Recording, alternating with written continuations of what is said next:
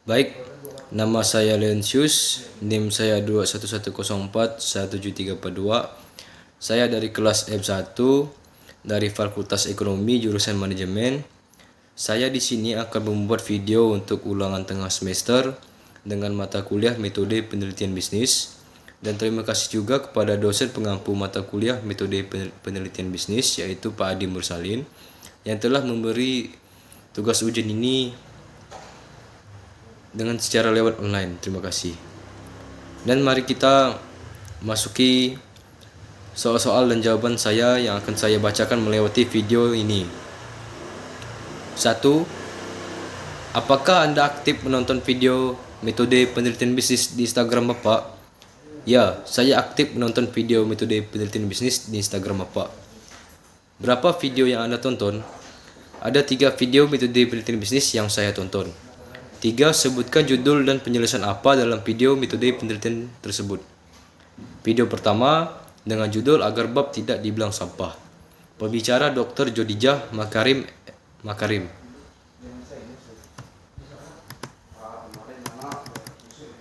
Tulisan ini adalah tentang kompetensi pendidik yang mudah aja supaya kamu semua bisa melihat bagaimana diskusi terjadi pada bab 2.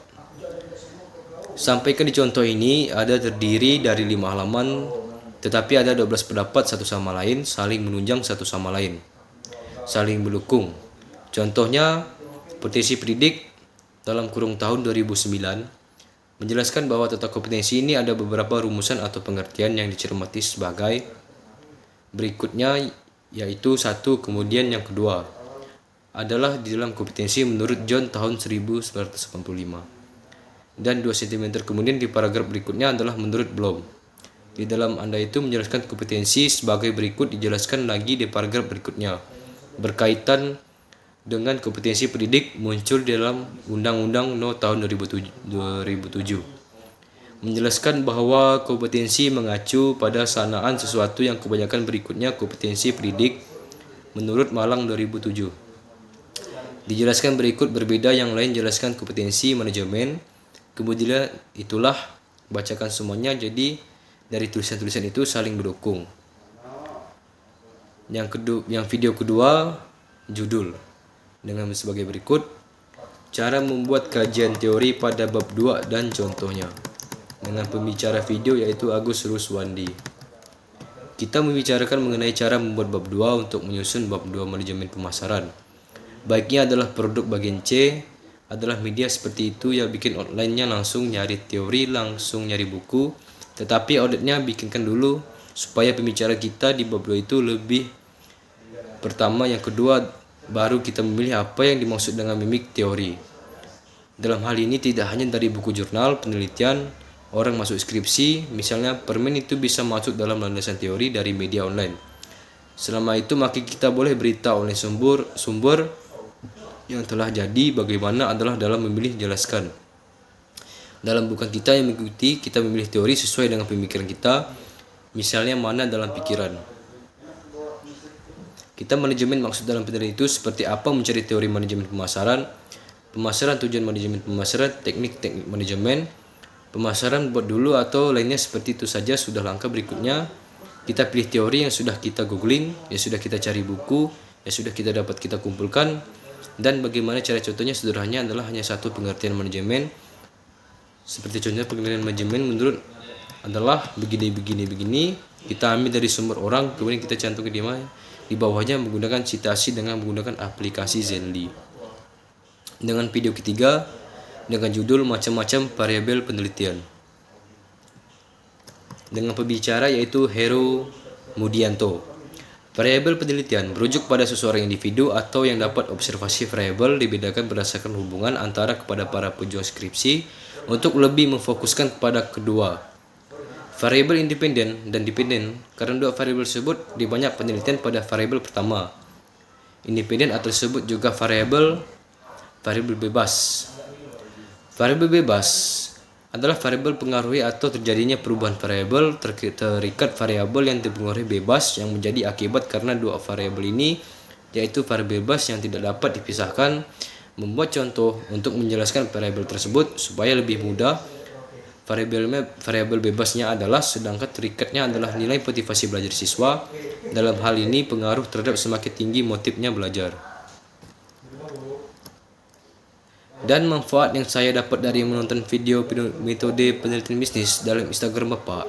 Manfaat yang saya dapat memperoleh bagaimana kita bisa membuat penelitian skripsi kita dengan baik dan benar, agar tersusun dengan rapi dan bagus. Dengan membuat judul dengan sesuai bidang apa yang kita pakai dalam menyusun skripsi kita tersebut.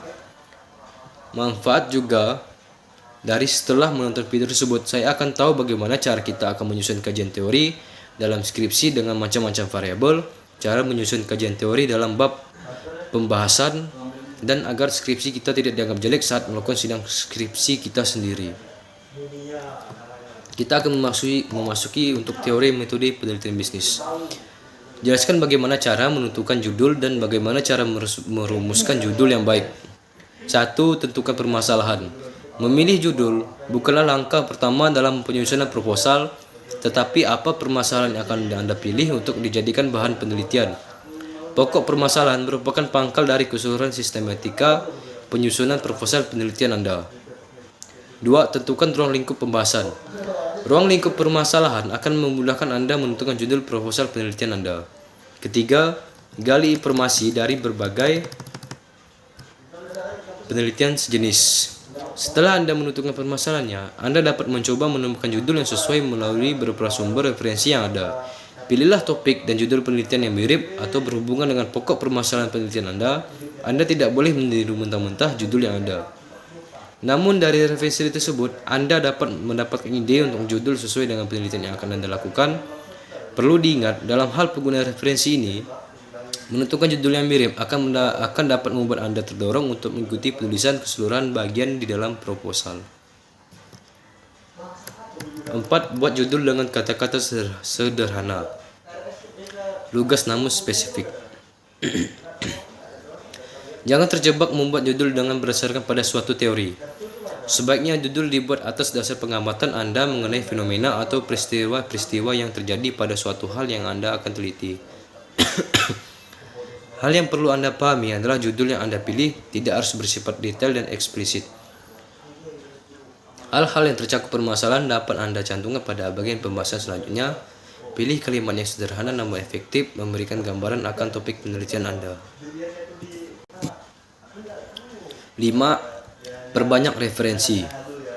Pemilihan referensi selain penelitian sejenis dapat Anda lakukan melalui cara-cara berikut. 1. Membaca buku-buku terkait topik pembahasan dan permasalahan. 2. Membaca jurnal atau artikel terkait topik permasalahan. 3. Diskusi dengan dosen atau pembimbing Anda. 4. Mengamati langsung fenomena atau peristiwa di lapangan. 6. Pilih judul yang relevan dengan bidang keilmuan Anda. Jangan pilih judul yang sekiranya akan menyimpang dari bidang ilmu yang Anda tempuh selama ini. Pada intinya, Anda harus membuat penelitian yang dapat Anda kuasai. Dengan demikian, dapat dipastikan penelitian Anda akan memiliki isi yang berbobot sesuai pengetahuan yang Anda miliki. Ingatlah bahwa pengujian penelitian Anda juga hanya akan membahas penelitian Anda dari keilmuan mereka. Hal-hal di luar bidang keahlian penguji akan membuat penelitian Anda menjadi sia-sia, karena penguji tidak akan mau membahas lebih lanjut. Tentunya hal ini akan membuat seluruh proses yang telah Anda jalankan harus diulang dari tahap awal. 7. Jangan terlalu perfeksionis. Terkadang seseorang peneliti berusaha membuat judul yang sempurna mungkin. Hal ini tidak salah, namun sangat memungkinkan Anda mengalami kemacetan dalam proses melanjutkan penulisan proposal secara keseluruhan. Sekali lagi, judul akan sangat berpengaruh kepada proses penulisan tahapan proposal penelitian berikutnya.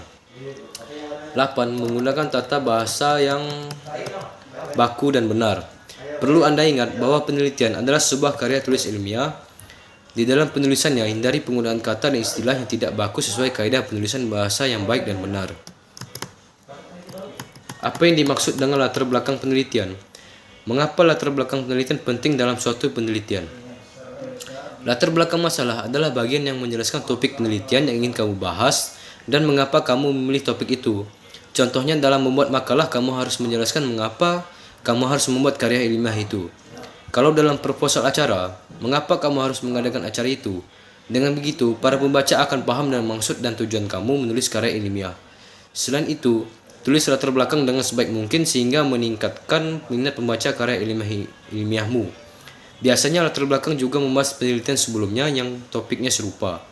Dari situ kamu bisa juga menulis apa saja yang belum dibahas dalam penelitian sebelumnya, dan apa saja perbedaan yang ada di antara penelitian sebelumnya dan penelitian kamu. Dalam karya ilmiah, tidak ada patokan seberapa panjang latar belakang penelitianmu. Hal ini bergantung pada seberapa panjang masalah yang akan dijabarkan.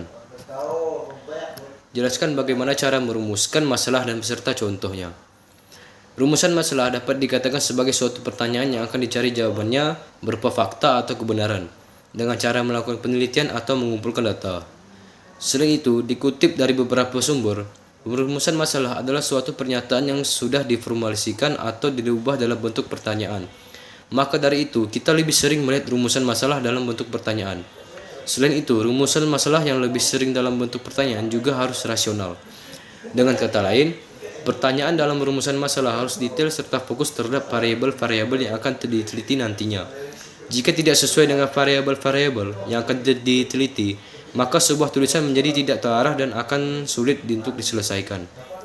Dan contoh untuk rumusan masalah tentang pergaulan bebas di kalangan remaja. Berdasarkan latar belakang penelitian tentang pergaulan bebas di kalangan remaja di atas, maka bisa dirumuskan beberapa masalah berikut ini. 1. Apa itu remaja? 2. Apa pengertian pergaulan bebas? 3. Apa itu seks bebas? 4. Apa faktor-faktor yang menjadi penyebab pergaulan bebas di kalangan remaja? 5. Apa akibat yang ditimbulkan dari pergaulan bebas dan seks bebas? 6. Apa dampak hukum pergaulan bebas dan seks bebas? 7. Bagaimana solusi mencegah pergaulan bebas dan seks bebas? Jelaskan teori tentang tujuan penelitian dan manfaat penelitian. Untuk memperoleh pengetahuan atau penemuan baru sebagai pembuktian atau pengujian tentang kebenaran dari pengetahuan yang sudah ada, sebagai pengembang pengetahuan suatu bidang keilmuan yang sudah ada, intinya semua penelitian yang dilakukan oleh seseorang pasti memiliki tujuan tertentu. Penelitian yang bertujuan eksploratif, menggali suatu hal atau permasalahan yang sedang diteliti, bertujuan untuk pengembangan, di mana peneliti ingin mengembangkan teori, pandangan ilmiah tertentu menjadi lebih luas sebagai sarana pemecahan berbagai masalah di masyarakat, untuk menguji atau memverifikasi suatu topik atau permasalahan di mana hasilnya bisa memperkuat teori atau pandangan tertentu, dan juga bisa menolak hasil teori atau pandangan itu. Penggunaan tujuan penelitian bisa sebagai sarana untuk mencari dan menemukan pengetahuan yang dapat dimanfaatkan langsung di dalam kehidupan. Penelitian jenis ini disebut juga dan applied research. Dan manfaat penelitian: 1. Menginspirasi penelitian lebih lanjut. 2. Dijadikan komponen untuk penelitian selanjutnya. 3. Menjadi pertimbangan. Sekian atas terima kasih atas video dari jawaban saya untuk soal-soal ulangan tengah semester dari mata kuliah metode penelitian bisnis. Jika ada salah kata dan kurang dari materi ini dan kurang jawabannya dalam jawaban saya untuk soal ini, mohon dimaafkan. Dan sekali lagi terima kasih untuk video ini dan sampai jumpa.